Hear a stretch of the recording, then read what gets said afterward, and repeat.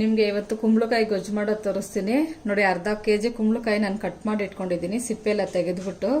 ಮತ್ತೆ ಉಪ್ಪು, ಇದು ಹುರ್ಕೊಂಡು ಮಿಕ್ಸಿಗೆ ಹಾಕೊಳ್ಳೋದಕ್ಕೆ ಈರುಳ್ಳಿ, ಒಂದು 5-6 ಬೆಳ್ಳುಳ್ಳಿ, ಒಂದು ಅರ್ಧ ಇಂಚು ಶುಂಠಿ, ಕೊತ್ತಂಬರಿ ಸೊಪ್ಪು, ತೆಂಗಿನಕಾಯಿ, ಇದೆರಡು ಹಸೆದು ಹಂಗೆ ರುಬ್ಕೊಬೇಕು. ಇವೆಲ್ಲ ಹುರ್ಕೊಬೇಕು. ಒಂಚೂರು ಅರಿಶಿನ, 2 ಸ್ಪೂನ್ ಧನಿಯಾ ಪೌಡರು, ಖಾರದ ಪುಡಿ, ಮತ್ತೆ ಒಗ್ಗರಣೆಗೆ ಈರುಳ್ಳಿ, ಕರಿಬೇವು, ಎಣ್ಣೆ. ನೋಡಿ ನಾನು ಬಾಣಲಿ ಇಟ್ಟಿದ್ದೀನಿ. ಇವಾಗ 2 ಸ್ಪೂನ್ ಎಣ್ಣೆ ಹಾಕೊಳ್ತೀನಿ.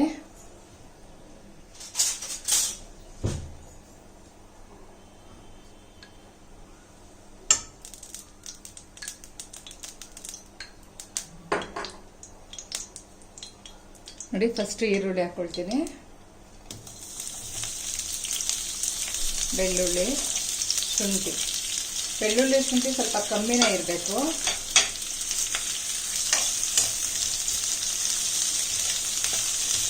ನೋಡಿ ಚೆನ್ನಾಗಿ ಫ್ರೈ ಮಾಡ್ಕೊಬೇಕು.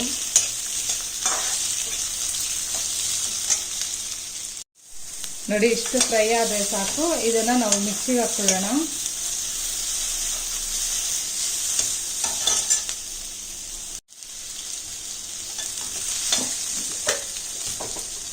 ನೋಡಿ ಮಿಕ್ಸಿ ಜಾರ್ಗೆ ಹಾಕೊಳ್ತಾ ಇದ್ದೀನಿ.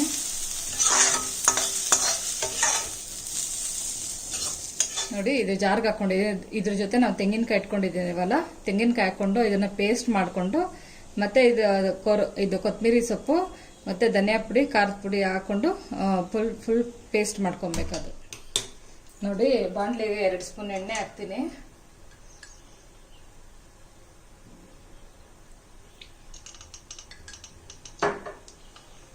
ಒಗ್ಗರಣೆಗೆ ಸಾಸಿವೆ ಹಾಕೋಣ.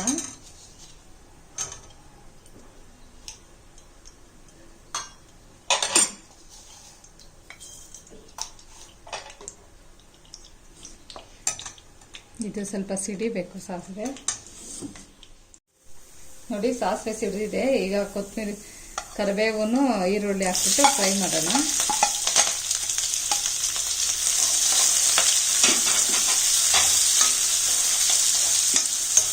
ಇದು ಫ್ರೈ ಆಗಿದ ತಕ್ಷಣ ನಾವೇನು ಮಸಾಲೆ ರುಬ್ಕೊಂಡಿದ್ದೀವೋ ಆ ಮಸಾಲೆ ಹಾಕ್ಬಿಟ್ಟು ಸ್ವಲ್ಪ ಹಸಿ ವಾಸನೆ ಹೋಗೋವರೆಗೂ ಫ್ರೈ ಮಾಡಬೇಕದು.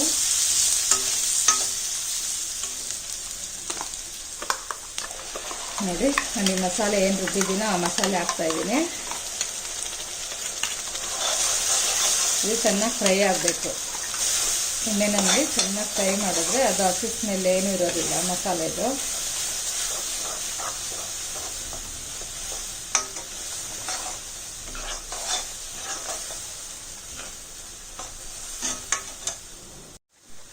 ನೋಡಿ ಇದು ಫ್ರೈ ಆಗಿದೆ. ಈ ಕುಂಬಳಕಾಯಿ ಕಟ್ ಮಾಡಿ ಇಟ್ಕೊಂಡಿದ್ದೀನಲ್ಲ, ಆ ಕುಂಬಳಕಾಯಿ ಹಾಕ್ತೀನಿ.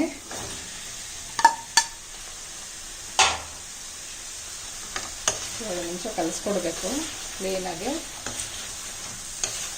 ನೋಡಿ ಈಗ ನಾವು ಸ್ವಲ್ಪ ನೀರು ಹಾಕೋಣ. ಮಿಕ್ಸಿ ಜಾರಲ್ಲೇ ಸ್ವಲ್ಪ ಮಸಾಲೆ ಜೊತೆಗೆ ನೀರು ಹಾಕ್ಬಿಟ್ಟು ಕಲಸಿ ಹಾಕ್ತಾ ಇದ್ದೀನಿ.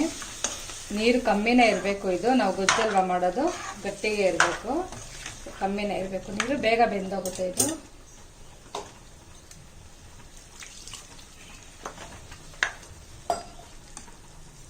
ನಮಗೆ ಟೇಸ್ಟ್ಗೆ ಎಷ್ಟು ಉಪ್ಪು ಬೇಕೋ ಅಷ್ಟು ಉಪ್ಪು ಹಾಕ್ಕೊಬೇಕು.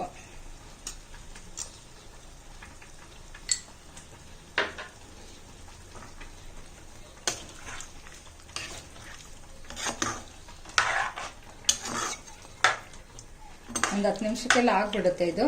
ನಾನೊಂದು ಪ್ಲೇಟ್ ಮುಚ್ಚಿಡ್ತೀನಿ, ಬೇಗ ಆಗುತ್ತೆ.